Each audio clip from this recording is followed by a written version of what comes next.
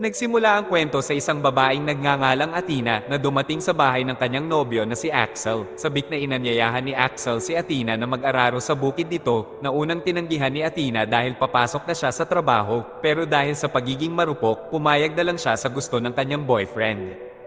Habang nasa kalagitnaan sila ng matinding bakbakan ay biglang pumatok ang ama ni Axel sa pinto, kaya nagmamadaling nagbihis ang dalawa. Dahil alam ng ama ang ginagawa ng kanyang anak, pinayuhan niya ito na maging responsable, at kung gagawin nila ang bagay na iyon, pumili naman sila ng privadong lugar. Natahimik lang si Axel tungkol dito at pumasok na lang sa kwarto niya, sa trabaho ni Athena, dahil naudlot ang kanilang pagmamahalan kanina.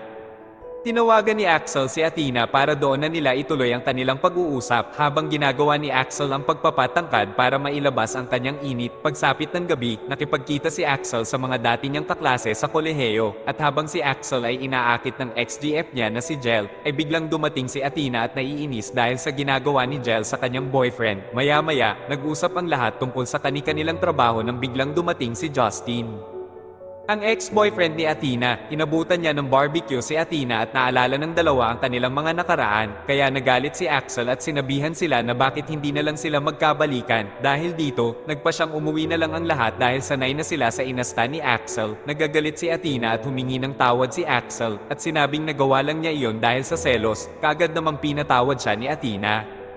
At ang dalawa ay nagsimulang magkaroon ng mainit na bakbakan doon mismo habang pareho silang nakatayo. Matapos maligo si Axel ay tinawagan siya ni Jel at sinabing gusto pa rin niya ito, ngunit tumanji si Axel at sinabing mahal niya si Athena. Ngunit biglang ipinakita ni Jel ang kanyang mga at sinimulang mangakit, kaya si Axel ay nadarang at ginawa nila iyon habang nasa video call. Kinabukasan ay pumunta ang dalawa sa isang spa para magpamasahe. Ngunit bago pumasok ay tinapat ni Axel ang likuran ni Athena at sinabing nakakaakit talaga si Athena. Nang matapos ang kanilang pagpapamasahe ay biglang pumasok si Axel sa kwarto ni Athena, at doon ay masipag na nag-araro si Axel sa bukid ni Athena. Habang nasa kalagitnaan sila ng mainit na laban ay biglang pumasok ang empleyado. Nagulat ito at sinabing bawal ang kanilang ginagawa. Sinabihan sila ng empleyado na umalis na sila sa lugar. Dahil kung hindi ay tatawag sila ng pulis, paglabas nila, galit na sinabi ni Athena kay Axel kung gaano siya kahilig mag-araro, kahit saan na lang ito maabutin. Sinisisi ni Axel si Athena dahil palagi itong nakasuot ng maishi na damit, dahilan para ma-excite siya sa kanya palagi. Dahil hindi nagustuhan ni Athena ang sinabi ni Axel sa kanya, nakipag-break na lang ito at iniwan siyang mag-isa. Sa bahay, nagising si Axel sa alarm ng kanyang cellphone.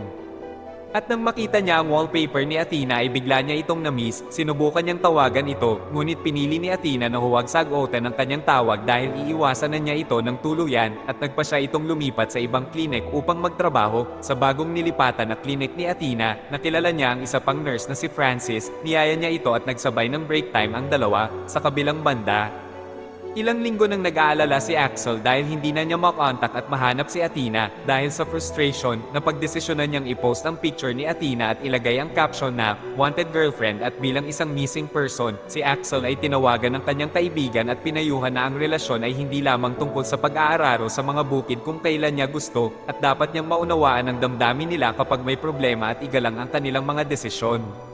Makalipas ang ilang buwan, isang babae ang nagbablog sa isang restaurant at aksidenteng nabangga si Axel. Humingi ng paumanhin si Axel sa vlogger na si Nika, at pagkatapos ay nagkakilala ang dalawa, at dito ay makikita na nabighani si Axel sa kagandahan ni Nika. Napag-usapan ni na Axel at Nika ang kanilang mga buhay. Maya-maya lang ay nakipag-flirt si Axel, kaya biglang hinalikan ni Nika si Axel at tinanong kung magkasintahan na ba sila. Kaya nag-oo si Nika at napasigaw si Axel sa tuwa. Biglang napalitan ng mainit na eksena ang eksena sa bahay ni Nika, at masipag na nag-aararo si Axel sa bukid ni Nika. Pagkatapos ng kanilang mukbang, sinabi ni Nika na gusto niyang magkasama sila ng tuluyan, ngunit tinanggihan ito ni Axel at sinabing dapat nilang i-enjoy muna ang bawat sandali na magkasama sila. Sa kabilang banda, nagpapaalam na ang katrabaho ni Athena na si Francis dahil tinanggap na ang kanyang application bilang nurse sa Canada. Dahil gusto niya si Athena, kinakabahan si Francis pero biglang hinawakan ni Francis ang dalawang Vulcan mayon ni Athena bilang remembrance. Agad na sinampal ni Athena si Francis at nilublob ni Athena ang kanyang kamay sa kibo at kumuha ng sarsa, saka isinalaksak sa bibig ni Francis. Sabay sinabi kung ito ba ang gusto mo. Ang maswerteng si Francis ay nagulat. Nang biglang nagtanggal ng damit si Athena, at doon ay nagsimula ang matinding bakbakan nila sa clinic. Ilang buwan pa ang lumipas, at dito ay makikitang naka-move on na si Axel kay Athena. Nagkataon naman na nakita ni Athena si Axel sa isang restaurant, sabik siyang lumapit sa kanya at inanyayahan siyang kumain, na parang gusto niyang makipagbalikan. Ngunit tinanggihan nito ni Axel at sinabing may hinihintay siya, at biglang dumating si Nika at ipinakilala ang dalawa. Bago umalis ay sinabi ni Athena na masaya siyang makita siyang muli, at dito ay makikita ang panghihinayang ni Athena sa dati niyang nobyo na ngayon ay wala ng interes sa kanya. Kinayumagahan ay pumunta si Athena sa bahay ni Axel at nakiusap na bumalik sa kanya. Ang isang nagulat at nag-aalinlangan na si Axel ay pinatahimik ni Athena gamit ang kanyang mapang-akit na kagandahan, at sinimulang bigyan si Axel ng CPR sa kanyang pangalawang ulo.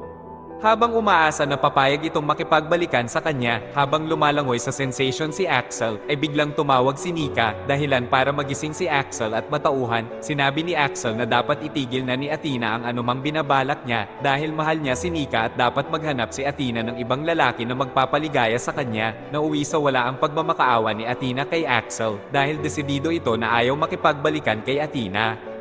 Tinawagan ni Axel si Nika at sinabing sasanduan niya ito, ngunit bago pa makalabas si Axel sa kalsada ay nahagip siya ng humaharurot na truck. Nang magkamalay si Axel sa hospital, tinatawagan niya si Nika, ngunit hindi niya ito makontak dahil nakablock na si Axel, at tila iniwan na siya ni Nika dahil sa aksidenteng nangyari sa kanya. Dumating naman si Athena para alagaan siya, at sinabi niya sa doktor na nasa probinsya ang ama ni Axel, kaya siya muna ang mag-aalaga dito.